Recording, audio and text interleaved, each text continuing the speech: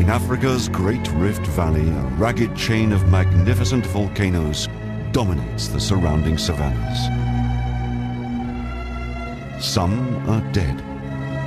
Others steam as they sleep. And at least one is very much alive. The most famous of all, the tallest volcano in the world and an icon of Africa, is the Great White Mountain, Kilimanjaro.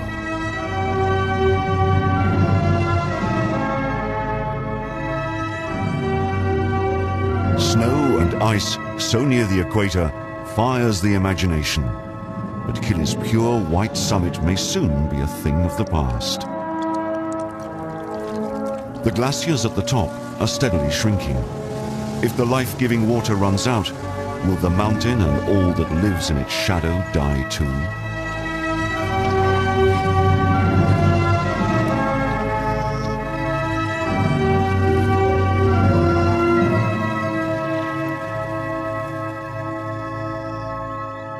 Kilimanjaro stands in Tanzania, East Africa, just south of the Kenyan border.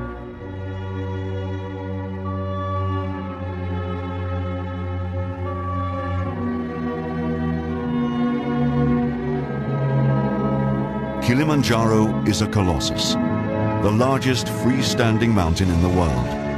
It cannot easily be brought to its knees. 3 degrees south of the equator, Kili rises to a height of nearly 6 kilometers. Its footprint covers over 1,600 kilometers, twice the size of London. The immense weight of this massive mountain has depressed the surrounding plains by nearly 200 meters. Its famous snows disguise its own violent volcanic origins. It last exploded 400 years ago. Since then, it's been sleeping, but could awake at any time.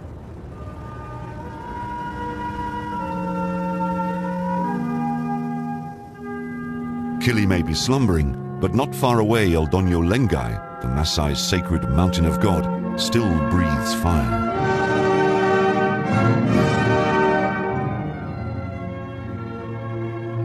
At 2,700 meters, Eldonyo Lengai is a mountain in the making, and the only active volcano in the Great Rift. Down in the depths of its crater, molten lava can bubble up from open vents at any time.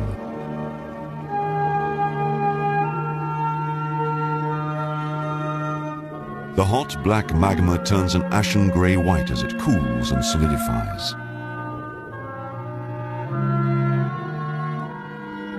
Lengai last erupted violently nearly 40 years ago, and it smothered everything with a suffocating cloak of ash. But life soon returned, even to the very top. The klipspringer's truncated hooves are adapted for rock climbing, and its insulated coat enables it to withstand freezing nights at high altitude.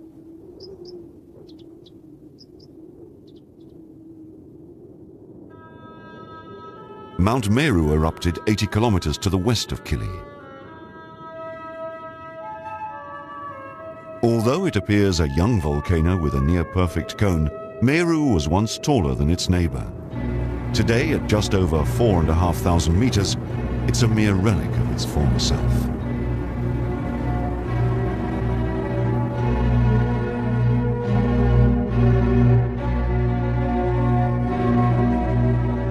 Volcanoes, for all their present tranquility, are born of tumultuous times.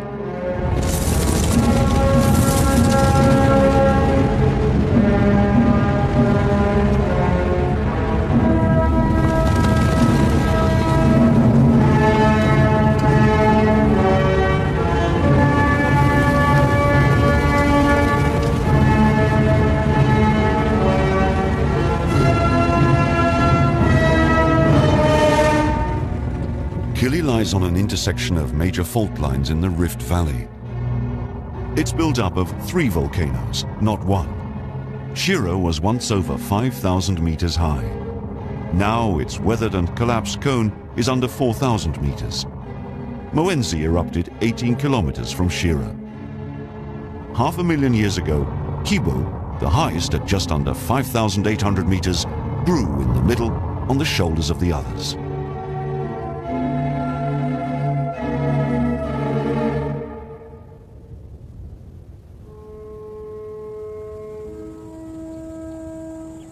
Of all the animals living in the shadow of Kilimanjaro, none is more associated than elephants.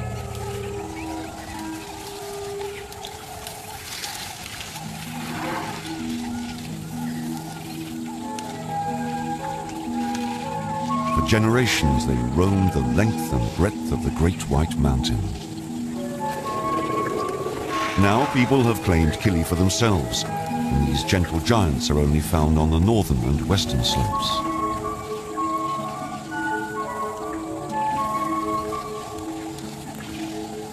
Today their main stronghold is Amboseli National Park, just over the Kenyan border below the northern foothills.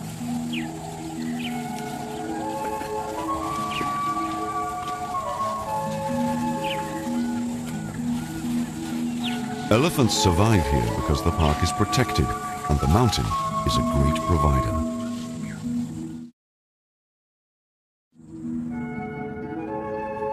Kilimanjaro is so big it creates its own weather system.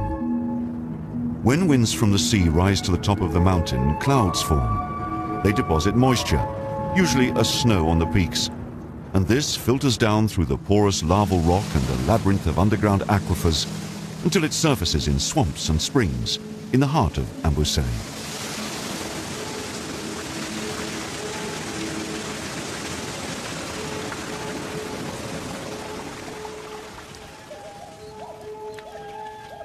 Where there is water, there's life.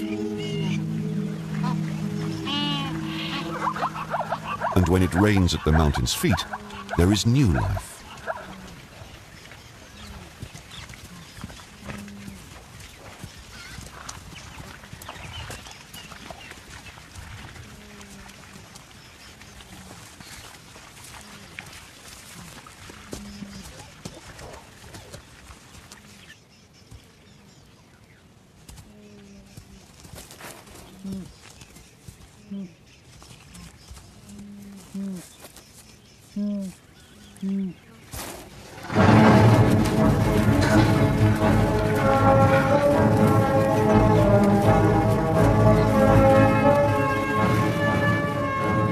Not a lot makes a mature elephant run. Eager to quench their thirst and excited by the smell of water, the herds charge down to the swamps.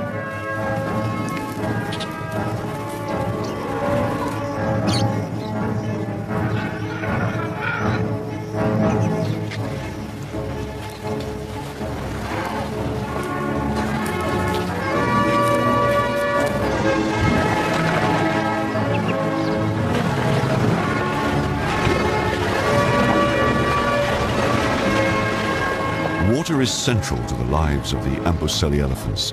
Given a choice, they like to drink every day and can swallow 11 liters of water at a time.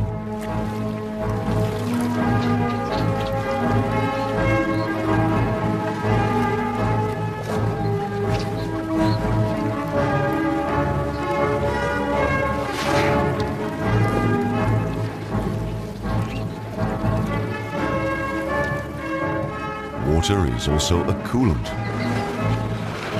and muddy water acts as a natural sunscreen and insect repellent. Splashing about in mud also looks a lot of fun.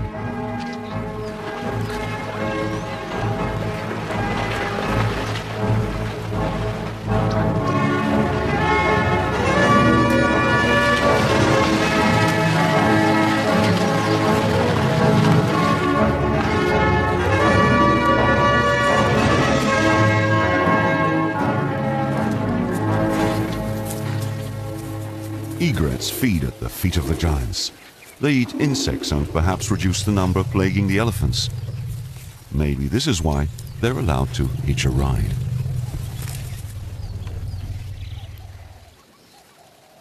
It's almost as if each bird has its own steed.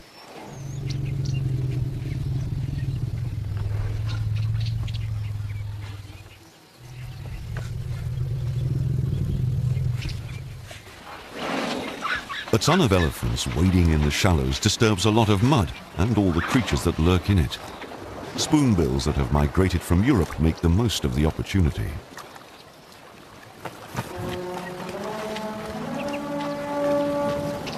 Elephants cross to islands in Amboseli swamps. They're good swimmers.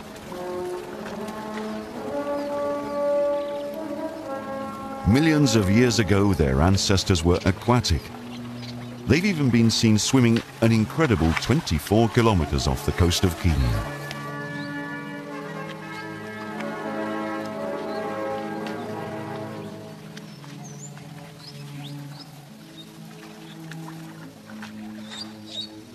An elephant's trunk is its most versatile tool.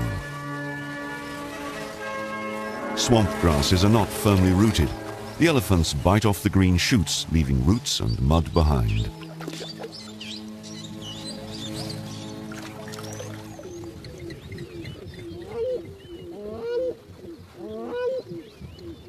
Crowned cranes coincide their breeding season with the coming of the rains.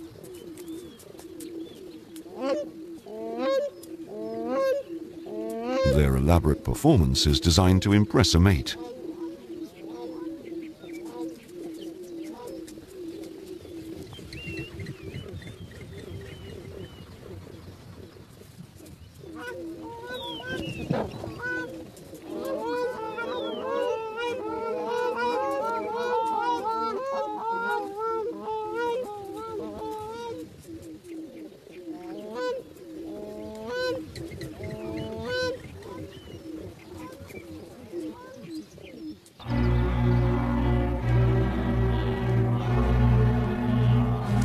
Following the rain trail of the mighty herds.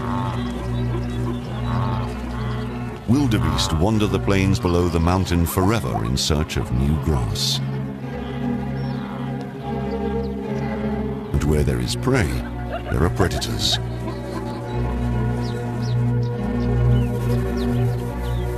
Although success is not a given.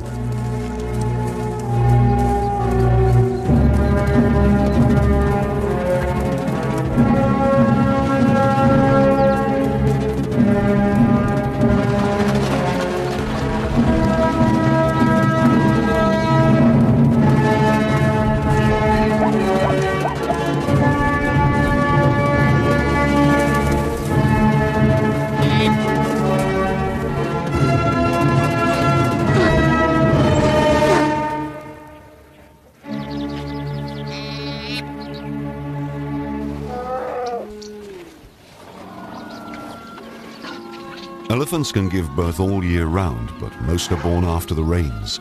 This tiny baby is newborn. It's still unsteady on its feet. Its mother is anxious to join the rest of her family. And here's the reason why.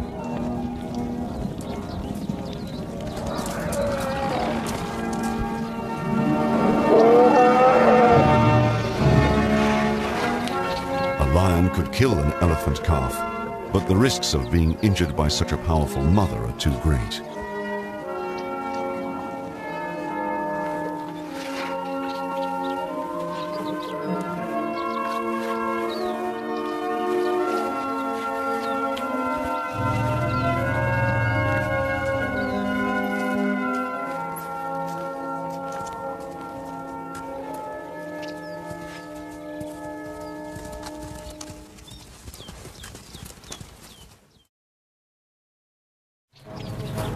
In years of plentiful rainfall, great gatherings of over 600 elephants congregate in Amboseli's swamps, forming one huge and spectacular herd. For the adults, it's a time to meet up with old acquaintances and new babies. For the youngsters, it's an important time to learn by watching the adults and socializing with others of their own age.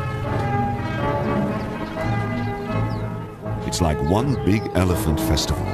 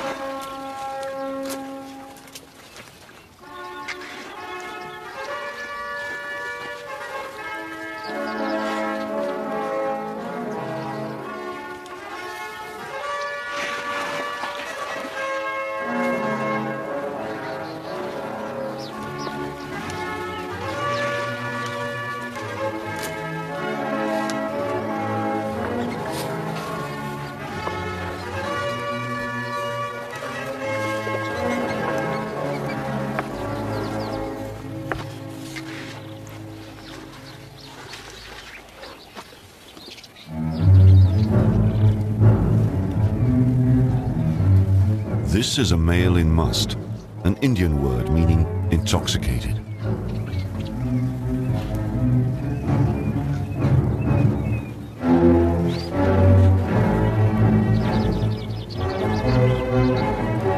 Flooded with testosterone, a must male's prime objective is to find a mate.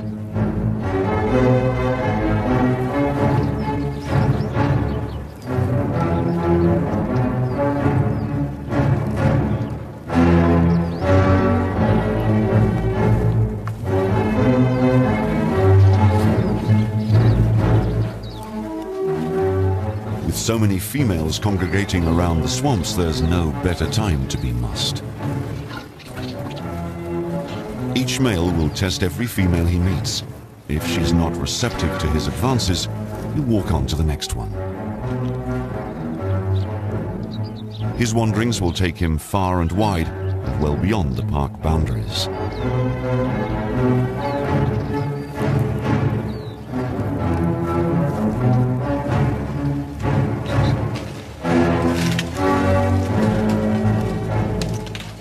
Elephants cannot survive on marsh grasses and reeds alone. They leave the protection of the park to browse on trees.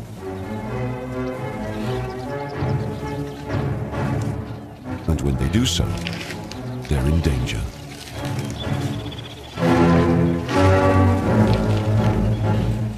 And it's not just men with guns that are a threat. This female returned to Amboseli's swamps with a seriously swollen leg. Researchers think she may have trodden on poisoned nails or spikes.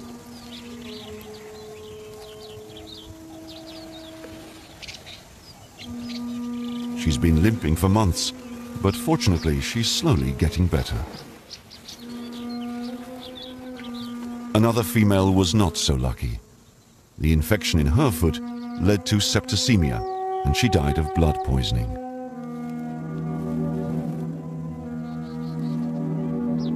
Elephants behave in mysterious ways around their dead. As soon as they catch the scent of a skeleton of one of their own, they go very quiet.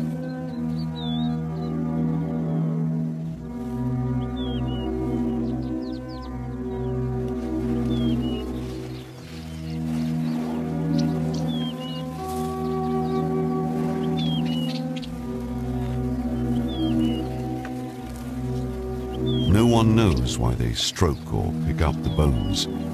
They don't behave in the same way to the remains of any other wild animal.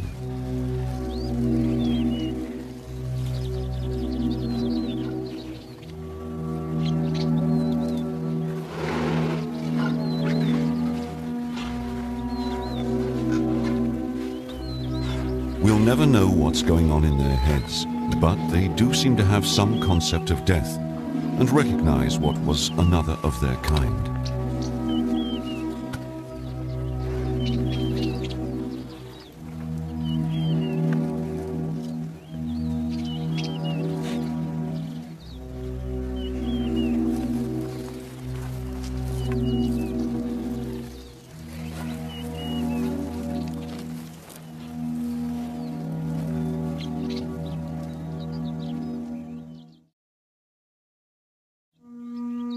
Snares are cheap, deadly, and indiscriminate killers.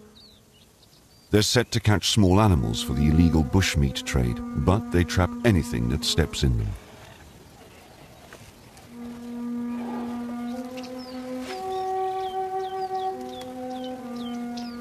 In its struggle to get free, this young elephant has pulled the wires so tight, it's cut through its leg right down to the bone. Unless the snare is taken off, this baby will die. Kenya's Wildlife Service has a policy of only treating animals suffering at the hands of man. To help in this case, they must isolate the stricken calf and drive off its family.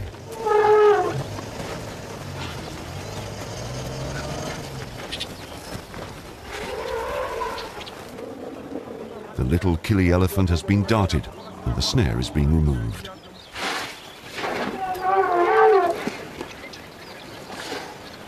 Antibiotic injections will prevent infection while the wound heals. Elephants are fiercely protective of their young. The matriarch of the family and the baby's mother refuse to leave and could be dangerous. An armed marksman stands guard just in case.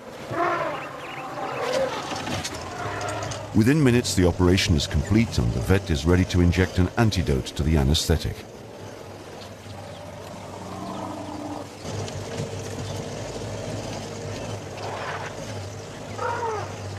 Although very frightened, the family stay as close as they dare.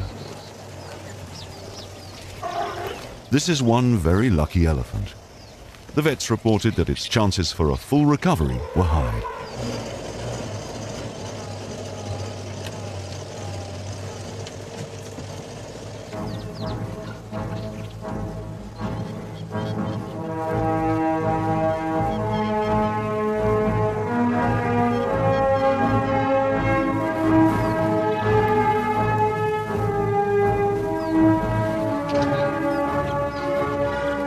Mid to late afternoon, the herds begin a march that will take them well beyond the park boundary.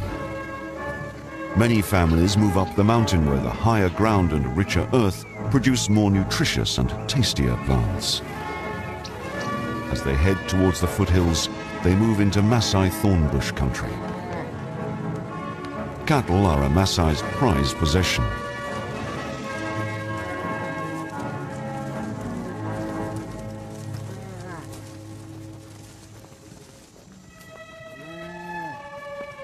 As long as no elephant kills a cow, the Maasai accept the wild herds grazing alongside their domestic animals.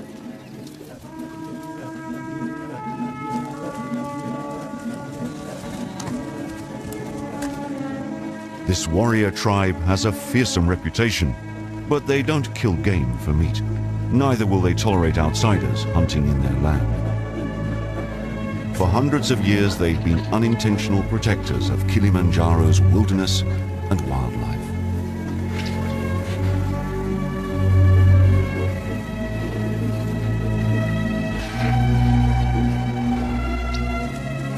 However, when rinderpest killed thousands of Maasai cattle, the tribe was weakened, and this allowed an invasion of strangers, including hunters and poachers. Ultimately, this led to the international demand for ivory and the elephant's demise. Although the Maasai do not hunt wildlife for food, a few elephants are speared every year by warriors proving their might and bravery. These attacks are enough to keep the elephants wary. Elephants have been trudging up Kilimanjaro for thousands of years. They move through the dry thornbush country and up to the cooler meadows found at around 2,000 meters. This fertile belt is now intensely farmed, and almost all of the elephant's traditional migration routes have gone under the plow. Here, even the Maasai are using their precious cattle to cultivate the fields. As farmers rather than herdsmen, they'll not be so willing to share their land with wildlife. Increasingly, there are complaints about destroyed crops and a need for more land. There is one narrow corridor left through which the elephants can move up to the forest. But without good incentives to keep a safe passage open, how long before people look to the corridor to feed an ever-growing number of human mouths?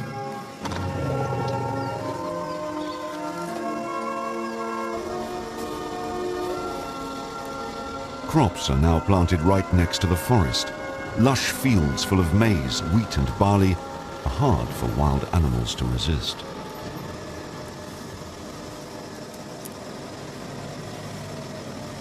Blue or Sykes monkeys cannot resist such sumptuous fare.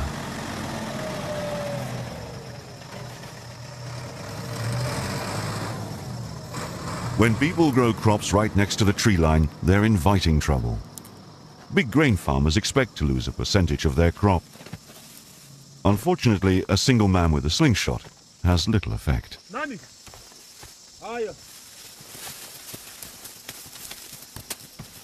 Monkeys are intelligent. They'll simply hide in the trees until he's passed.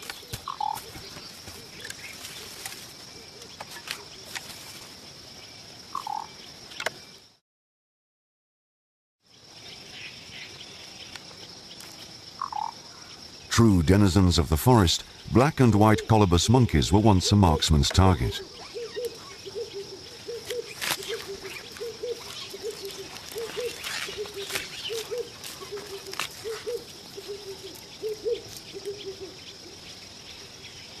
Only 50 years ago, capes made of their silky black and white coats were coveted by the rich and famous. Now they are protected and safe to let their unearthly roars ring out across the trees.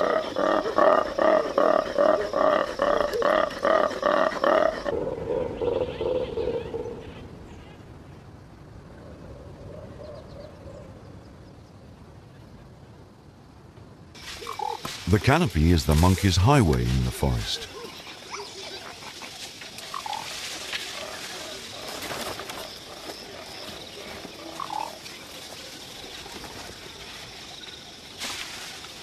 Many of the trees on Kili's gentler slopes have been felled to make way for agriculture. But between 2,000 and 3,000 meters up the mountain, there's still some rainforest left. And amazingly, there are elephants right up here.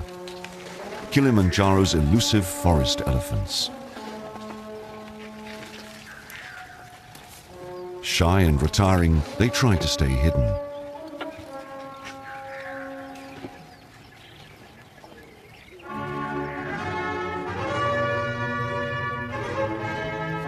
They're not a different species from the Amboseli families, and the two types occasionally meet when their paths cross.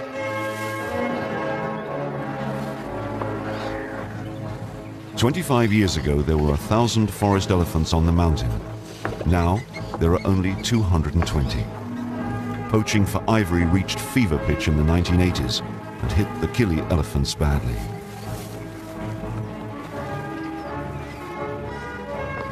Salt is one thing that will entice even the most retiring animal out into the open. Minerals are in short supply on the mountain.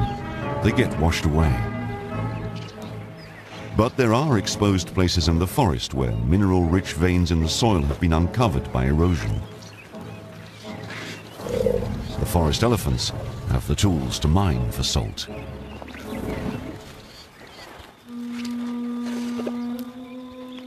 Above the forest, in a panorama that conjures up images of goblins and elves, tussock grasses and tree heathers dominate the landscape.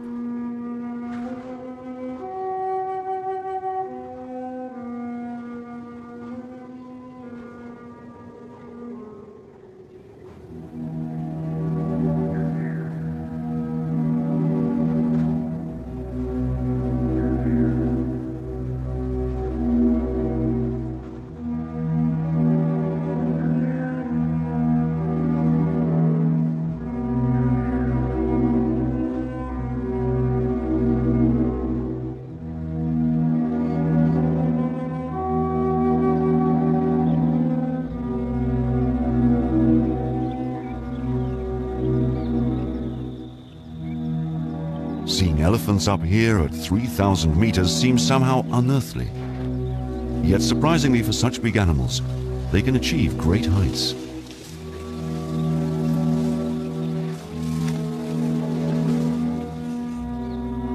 Of the moors, the landscape is stark, vegetation sparse.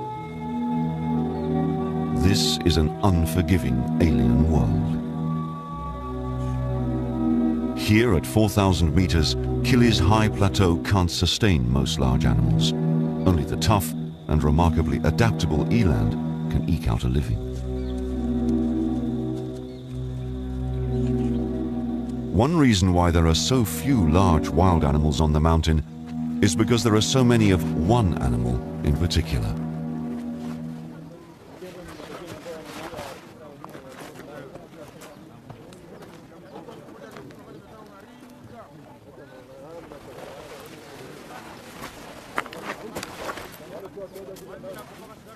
Conquering this mountain is the dream of many visitors to Tanzania, and about 20,000 hikers climb it every year. Rubbish was a big problem, but now most of the tour organizers abide by the motto, "Leave only footprints."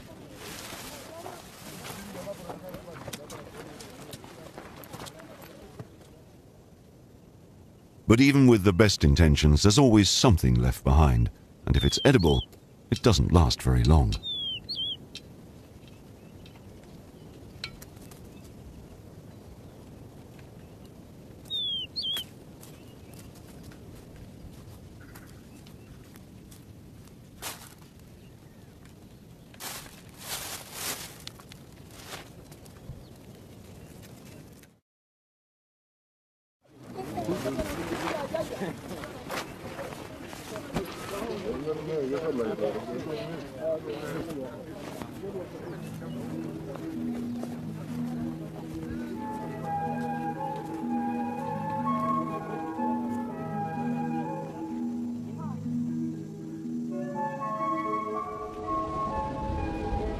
Sudden changes in cloud cover and wind force can cause a drop of 20 degrees in as little as 30 minutes.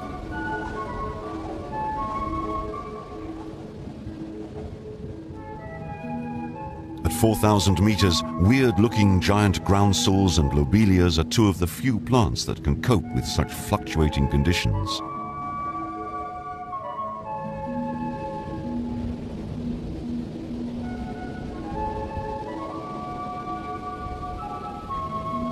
After a night spent tightly closed, lobelias open like a new flower to greet the rising sun.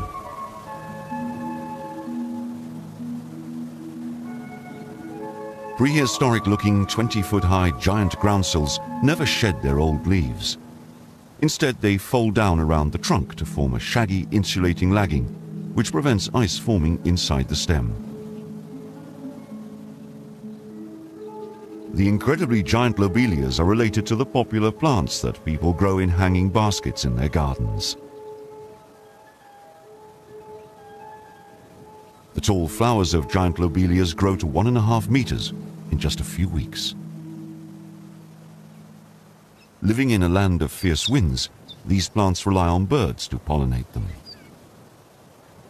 The sunbird's long bill and tongue gives it a great advantage in reaching the nectar at the base of each flower.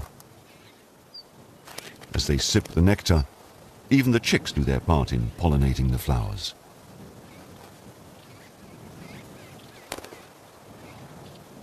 This iridescent little bird has an intimate relationship with this astonishing plant, and is the only sunbird that can live at such great height.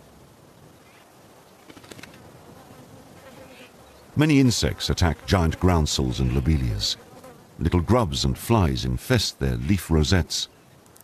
It's thought that the sunbirds come as much for them as for the nectar.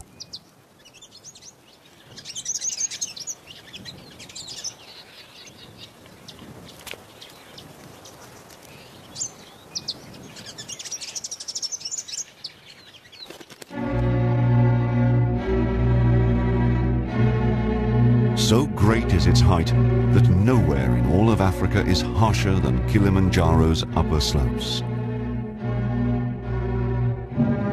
It came as a great surprise to the famous explorer Wilfred Thesiger to encounter wild dogs at 5,800 meters.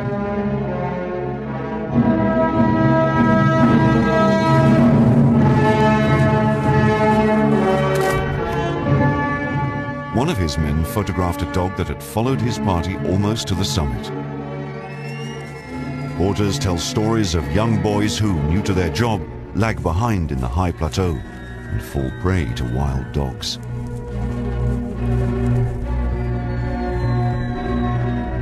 And it's possible these aren't just fanciful tales.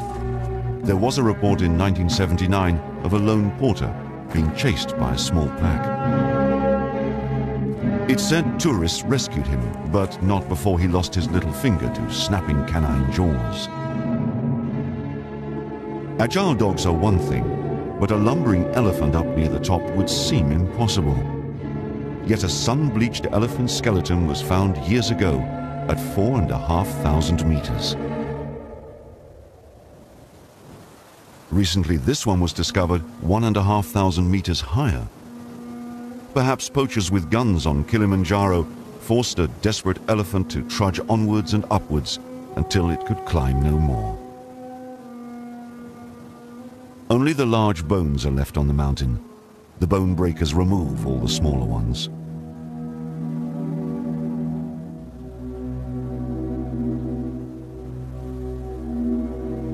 Lammergeiers, or bearded vultures, Africa's largest birds of prey, eat bones. Food is so sparse on these upper slopes that the mountain can only support a few pairs.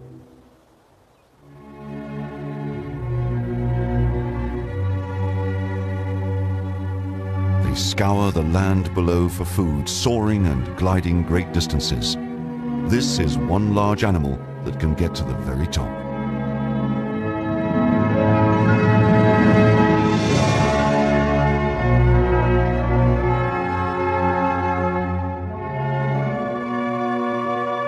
The crater at Kilimanjaro's summit stretches over half a kilometer across.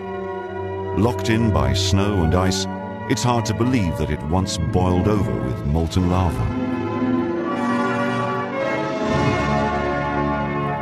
For now, the giant slumbers, but the soil in the crater is hot enough to warm frozen feet.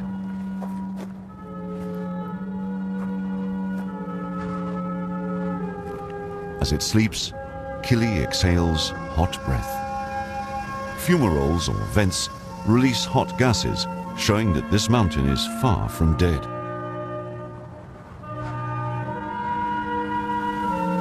Sulfur and carbonate residues from active vents fetch a good price in the villages below. This rare and hard-to-come-by crater salt is used to induce a miscarriage, and in minute quantities, it's said to cure a colicky baby.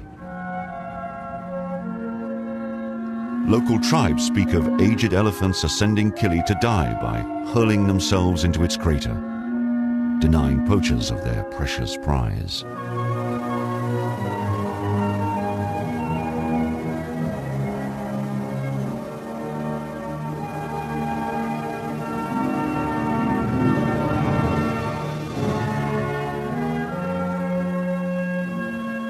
Any man who dares can climb down into the ash pit at the center of the crater. But if he's greedy and takes the biggest tusks, he'll be struck blind and fated to meet a wretched end.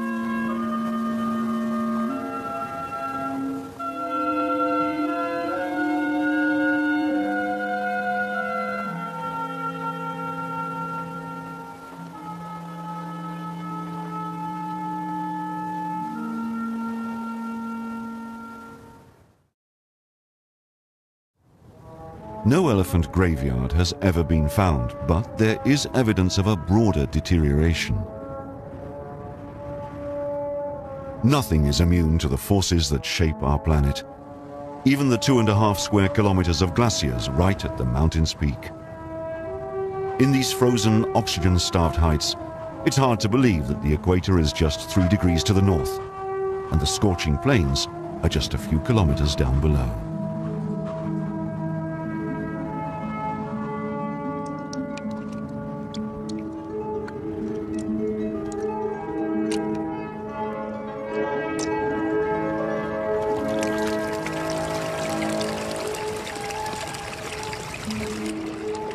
Fortunately, the glaciers are only the icing on the top. The water that melts from them simply evaporates into the thin air. But what gives the mountain life is water from another source. it's the forests that are essential. This lush belt of trees absorbs rainfall and moisture from the clouds. The mosses and lichens that cover everything in the forest act like a living sponge.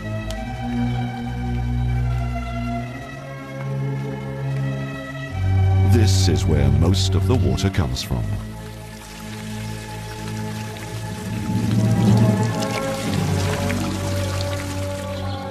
Destroy the forests and Kilimanjaro will be laid bare. Then its slopes and surrounding plains will wither, and everything living in its shadow, including its most valuable and vulnerable animal, will suffer.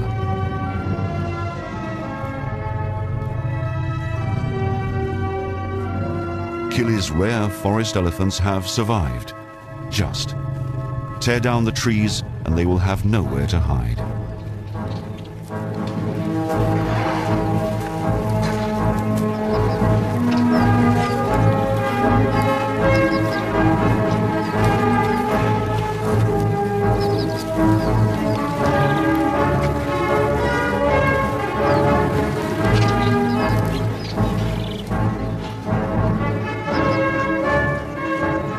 But the elephants don't have to disappear with the glaciers.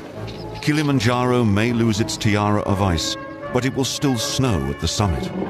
The mountain won't lose its symbolic white crown. As long as the forests remain intact, the great white mountain will continue to give life to all that lives in its shadow.